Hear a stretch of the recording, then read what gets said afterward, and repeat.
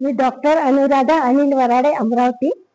लेखक रामचंद्र इकारे यांच्या अक्षराची रांग ह्या लेख संग्रहातील सुखाचं गाणं म्हणावं ह्या लेखाचं आज अभिवाचन करते आहे. ग्रीष्मांच्या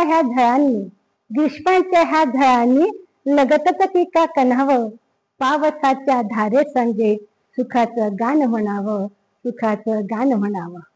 काही शब्दाचा अर्थ क्षणाक्षणाला उमजत होता.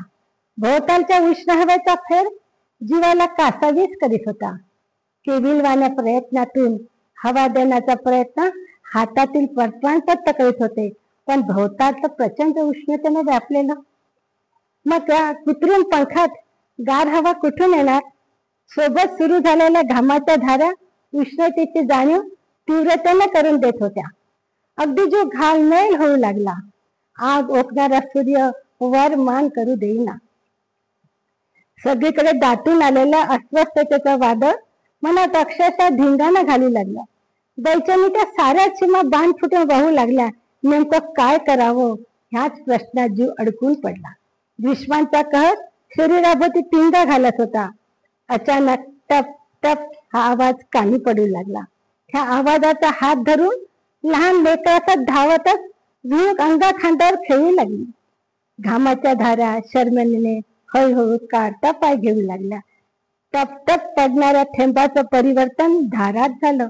माणसा इतकी धरती मनाने फुलू लागली. प्रत्येक थेंबातून निर्माण होणारा आनंद ती आपल्या सुगंधातून व्यक्त करीत होती. अस्वस्थतेची जागा चैतन्याने घेतली होती. अनेक क्षणांची वाट संपली. दोन टोकावर उभं राहून प्रीतीचं गाणं गाणारे आभाळाचं आज धरतीशी मिलन झालं होतं. काहिली झालेलं मन गारव्यात न्हाऊ लागलं. उष्णतेच्या लाटा सहन करणारी शरीर आणि मनही झुळकेच्या वास्तल्यात पुरती भिजून गेले होते.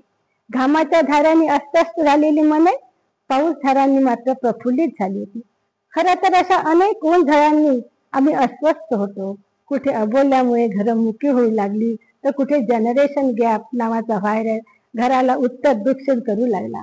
सासूसून नावाची वादळ नव्या रोपट्यांना कुंपणात ठेवू लागली. पैसा हे सर्वस्व ही मानसिकता भावभावनांचा भागाकार करू लागली. वस्ततेची नवी प्रतिष्ठा भर गर्दीत माणसाला एकटं ठेवू लागली.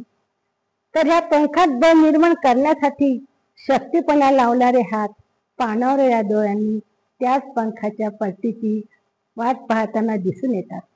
या अशा अनेक उन्हझळा आज घराघरांना अस्वस्थ करू लागले आहेत. ही अस्वस्थता निर्माण होण्याची कारणे अनेक असली तरी उपाय तो एकच, संयमातून विचारातून एक एक पाऊल टाकणं. बाकी जगण्याच्या अवकाशात सुख दुःखाच्या ऊन पावसाचा पाऊस पडणारच.